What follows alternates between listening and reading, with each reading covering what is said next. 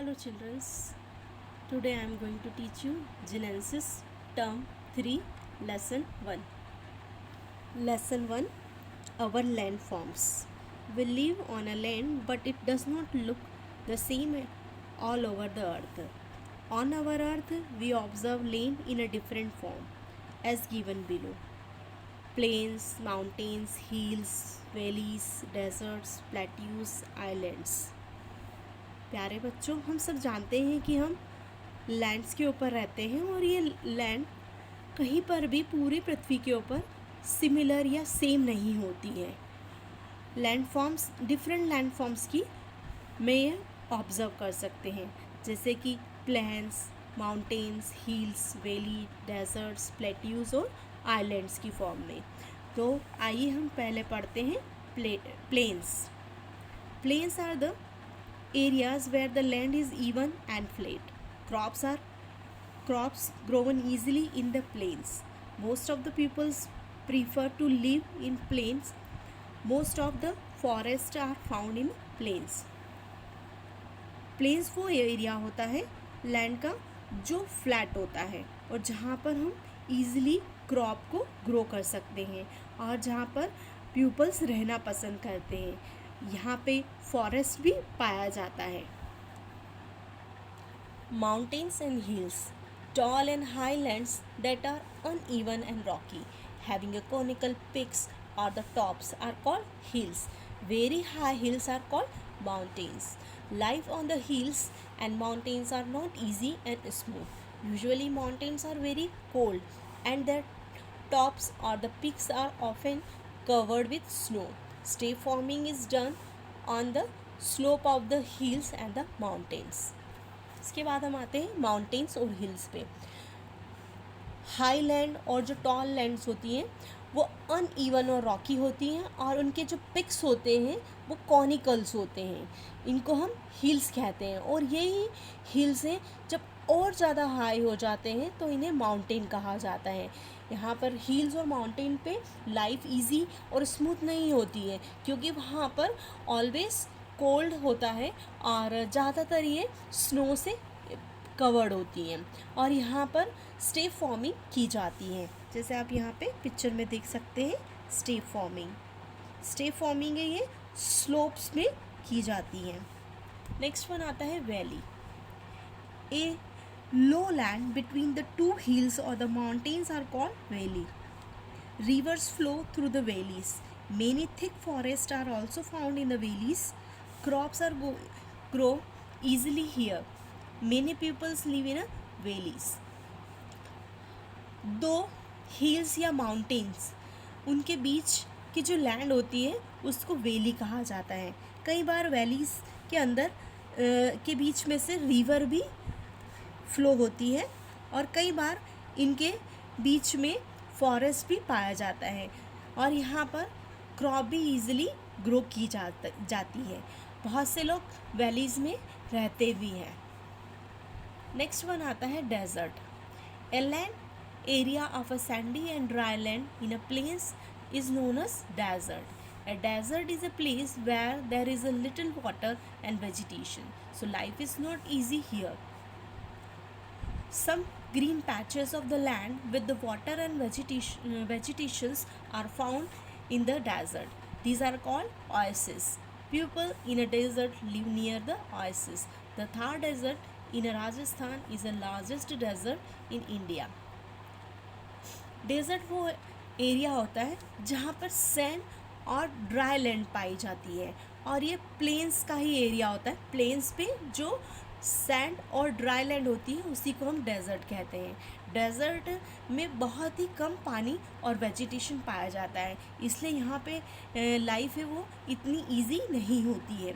कई बार यहाँ पर वाटर और वेजिटेशन के कुछ पैसेज भी पाए जाते हैं जहाँ पर जिसे कि हम ओएसिस कहते हैं और इसी एरिया में ओएसिस के पास में ही पीपल्स रहना पसंद करते हैं क्योंकि वहाँ पर वाटर भी अवेलेबल है और वेजिटेशन भी अवेलेबल है. ऐसे ही डेजर्ट एक थार डेजर्ट है जो राजस्थान में पाया जाता है. ये लार्जेस्ट डेजर्ट ऑफ इंडिया कहलाता है. Look at this picture. वहाँ पे आप देखेंगे कि ये ओएसिस है जहाँ पे लिटिल बिट वाटर प्रेजेंट है और कुछ वेजिटेशन भी यहाँ पे प्रेजेंट है, तो इसके आसपास ही पीपल्स हैं वो रहना पसंद करते हैं।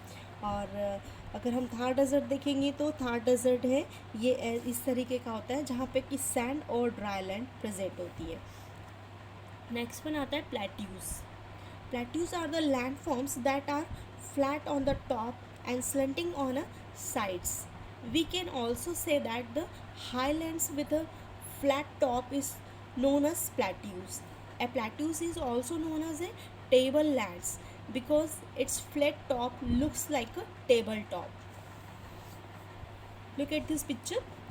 यहाँ पे आप देखेंगे कि प्लेट्यूज जो हैं वो लैंड फॉर्म्स का एक टाइप होता है जहाँ पे आप यहाँ पे ये ऊपर की तरफ फ्लैट होते हैं और उसके टॉप पे फ्लैट होते हैं और इसके बाद में ये स्लंट हो जाते हैं।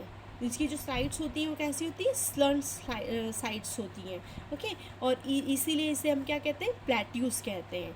तो प्लेट्यूज का जो टॉप वाला रीजन होता है वो कैसा होता है, टेबल के जैसा होता है। टेबल जैसी फ्लैट होती है ऐसे ही ये टेबल लैंड इसको कहा जाता है और ये फ्लैट होता है और दोनों साइड है वो स्लंट होती है। नेक्स्ट वन आता है island. An island is a piece of a land that is surrounded by the water on all the side. Some islands are found in the rivers, lakes and the pond, but most of the islands are found in the sea and oceans. Islands हैं ये भी लेन का ही एक type होता है जो कि चारों तरफ से वाटर से सराउंडेड होता है और ये रिवर में भी हो सकते हैं, लैक और पोन्ड्स में भी फॉर्म होते हैं, लेकिन मोस्टली ये सीज और ओशंस में देखे जाते हैं। आप यहाँ पे पिक्चर में देख सकते हैं कि ये एक लैंड का पार्ट है जो कि चारों ओर से वाटर से सराउंडेड है। Now activity, match the following. Mountains. Mountains are the rocky highlands with the pointed tops. Okay, so right here A. Okay, valley, lowland between the two mountains. Plateaus, the land, plateaus, tableland. Okay, desert, dry and sandy area, right here D. And island, the land surrounded by the water all around. Okay, clear? So our activity completed. Next point is taking care of the earth.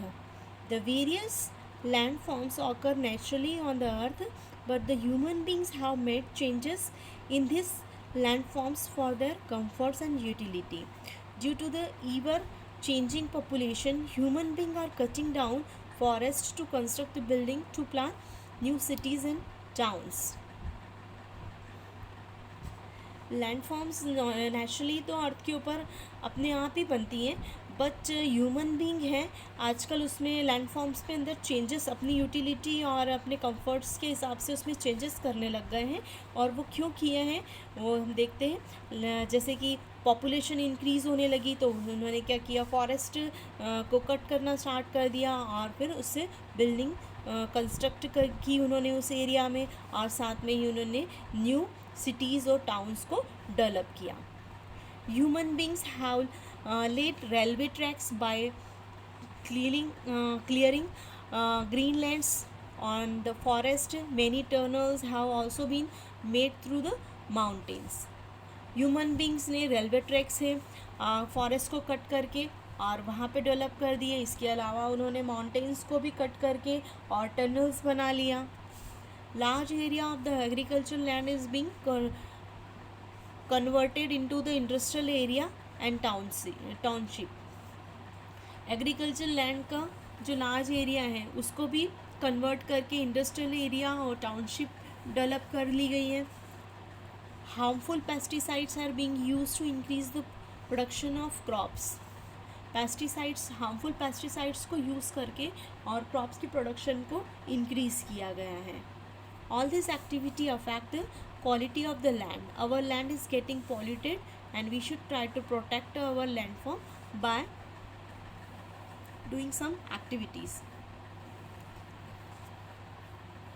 So here कुछ activities हैं जिनकी वजह से land forms की quality है वो affect हुई है और लैंड इस वजह से पॉल्यूटेड भी हुई है। तो हम इन लैंड फॉर्म्स को कुछ एक्टिविटीज़ हैं उनके थ्रू हम इसे प्रोटेक्ट कर सकते हैं, like planting trees, using environmental friendly fuels, preserving agriculture and animals, shifting industries outside the cities, keeping the drain and surrounding clean, recycling waste material and paper. So more and more tree हमें लगाने चाहिए। इससे क्या होगा कि environment हमारा clean होगा, साथ में ही हमें environmental friendly fuels like CNG use करना चाहिए। और इसके अलावा हमारे जो एग्रीकल्चर है और एनिमल्स हैं उनको भी हमें प्रिजर्व करके रखना है। और जो जितनी भी इंडस्ट्रीज़ होती हैं उनको सिटीज़ के आउटसाइड हमें शिफ्ट कर देना चाहिए, क्योंकि अगर सिटीज़ में वो रहेंगी तो पोल्यूशन है वो फैलाएंगी। और इसके अलावा जो ड्रेनेज सिस्टम है उसको भी हमें साफ़ सुथरा रखना चाहिए, हमारी सराउंडिंग को भी क्लीन रखना चाहिए। और हमारे जो वेस्ट मटेरियल और पेपर निकलता है उसकी रिसाइकलिंग करते रहना चाहिए। तो अगर हम ये सारी एक्टिविटीज़ करेंगे तो हम अपने सराउंडिंग को क्लीन रख सकते हैं, हमारे लैंड फॉर्म्स को हम प्रोटेक्ट करके रख सकते हैं। Do you know the land on earth is divided into 7 very large pieces of the land called continents। क्या आप जानते हैं कि हमारे जो अर्थ है उसे 7 कॉन्टिनेंट्स में डिवाइड किया गया है। इन्हें हम अपनी अगली कक्षा में जानेंगे। Thank you.